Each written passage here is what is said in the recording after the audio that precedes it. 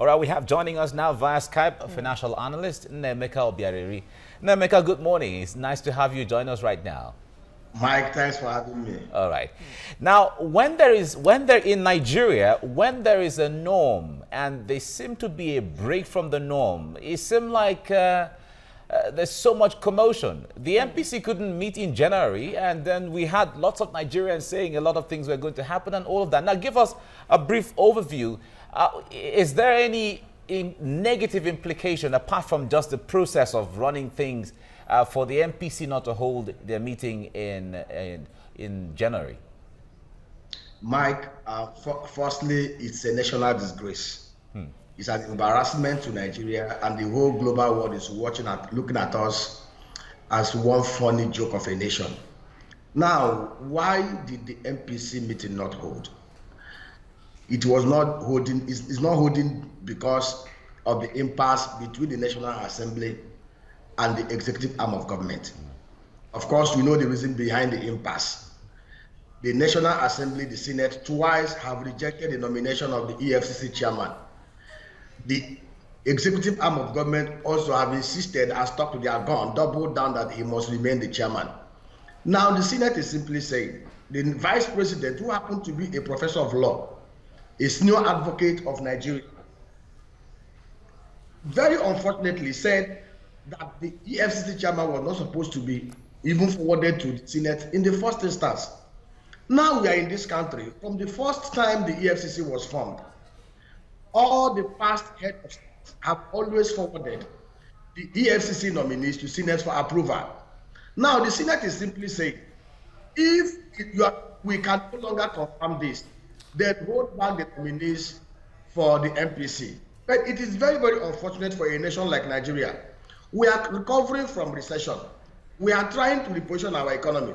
Remember that MPC meetings always provide investors with an informed outlook on the economic direction of Nigeria. It provides them with an informed outlook about the monetary policy of the federal government, which will enable them to decide on their investment objectives, on how to go about investing in Nigeria. Without the outcome of this MPC meeting, which is supposed to be the first, it will be hazy for investors to form an opinion, to form an investment outlook on where the economic direction of Nigeria is going. And therefore, they will hold back their monies. It is quite unfortunate. All right, now, some would argue with you that the MPC meeting has become some sort of ritual, just a mere formality that, in fact, the key policy instruments are taking outside the meeting, that there is no cause for worry. There is a cause for worry. I don't believe in such lame excuses. There is a cause for worry. In fact, what is happening today amplifies the impunity in Nigeria. I don't understand why we want to debase our institutions. It gives wrong signal. This is for over 3 months now, the impasse have lasted. Now, let us be honest with ourselves. If there was no need for the Senate to offer their approval to provide screening for the EFCC chairman, why did the executive arm of government forward the names in the first instance? Did they expect the Senate to become a rubber stamp? See, I may not agree with everything that is being done in the Senate of the Federal Republic of Nigeria, but we must not forget one fact, that the Senate of the Federal Republic is a co-equal arm of government to the executive and judiciary. Therefore, everything must be done to protect the sanctity of that institution. Even if Nigerians do not agree with what is happening there, we have a chance in 2019 to elect those that will go there and do our bidding. But any attempt by the executive arm of government to destroy the sanctity of that institution is not acceptable. What is happening today is sending a wrong signal to the international community. Look at the United States of America. If Donald Trump nominated a secretary to the Senate, when the man discovered that he could not garner majority of the senators to approve his nomination, he quietly withdrew. It's only in Nigeria where impunity is rife that the executive arm of government will continue to insist that the Senate will become a rubber stamp to them. It's not acceptable.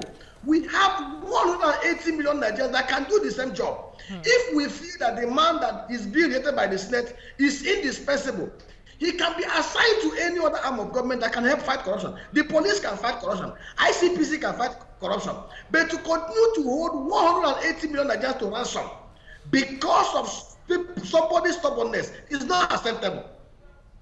All right. Now, the CBN governor is saying that the MPC will meet soon. And we know that as at now, the MPC members cannot form a quorum because the members have not been, the name submitted to the Senate has not been approved. So how binding will decisions or the meeting that they're going to hold, how binding would it be on whatever decision they will take? Or will Nigerians assume that it's just going to be the adoption of everything, all the rates that have been adopting all the while? Mike, the law is very clear here. The CBN Act provides that there must be a quorum. We have 12 members. Only 4 are available. That 4 cannot form a quorum. Emefiele should not allow himself to be record. The MPC cannot sit until there is a quorum. And that quorum can only be formed when the Senate approves the nominees before the floor of of the Senate. Therefore, my candid opinion, and that is a candid opinion of every honest Nigerian, the presidency should stop what they are trying to do in this country. They should, as a matter of fact, let me tell you, the Senate may not be right. I'm not saying that they may be right in what they are doing, but the institution of the Senate must be respected. If the Senate, for whatever is said, no. And remember again that the Senate is basing their report on a report that was forwarded by a sister organization, the DSSS. See, in a place like the United States, in places where things work, if the SSS of the United States or the CIA should write a report against the FBI chief, the whole place will go on fire. But this is Nigeria, where politics and impunity triumphs over the economic well-being of the masses. The signal is very, very wrong. We are sending wrong signal to the international community, and this must stop. And for a country that just crawled out of recession, really, don't you think the Senate should also look for another way out of this whole problem? Because it is having, or could take, an adverse toll on the nation's economy. And that's on one side. And then on the side of the CBN governor, he initially said that they would just continue to maintain the monetary policy variables that were agreed upon at the last MPC meeting in November last year. So why even call for another meeting?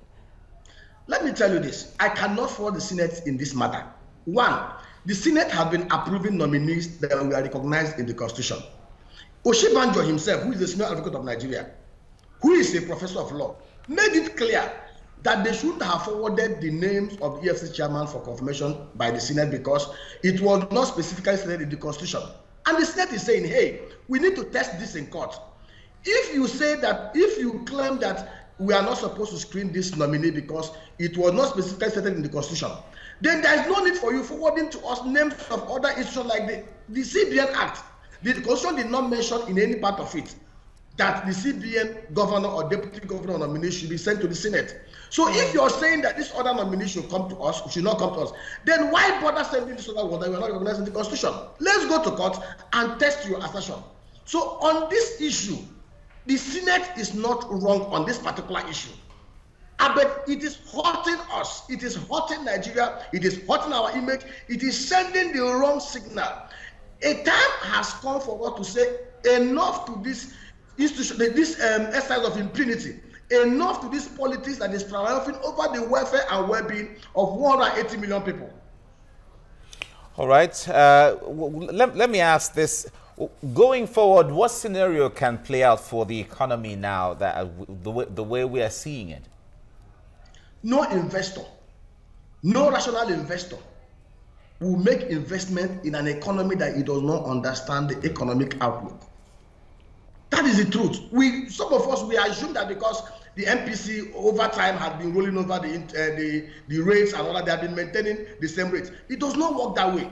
If you look at the macroeconomic indices, the scenarios over the last quarter is different from what we have today. For the last 3 months, oil prices has maintained at a level of almost between $65 to $70 per barrel.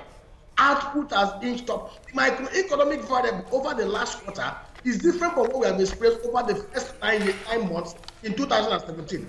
Every rational investor expects different dimensions to what the MPC meeting may throw up in this January.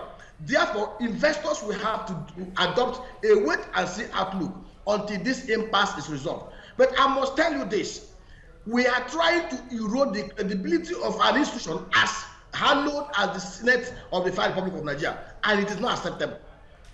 All right. Yes,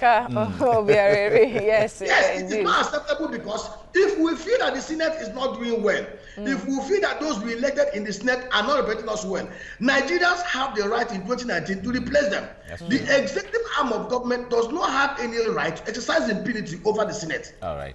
Thank you very much for your analysis at this time on the show. Nemeka Obiari, financial analyst and expert. Thank you for coming. Thank you very much. All right.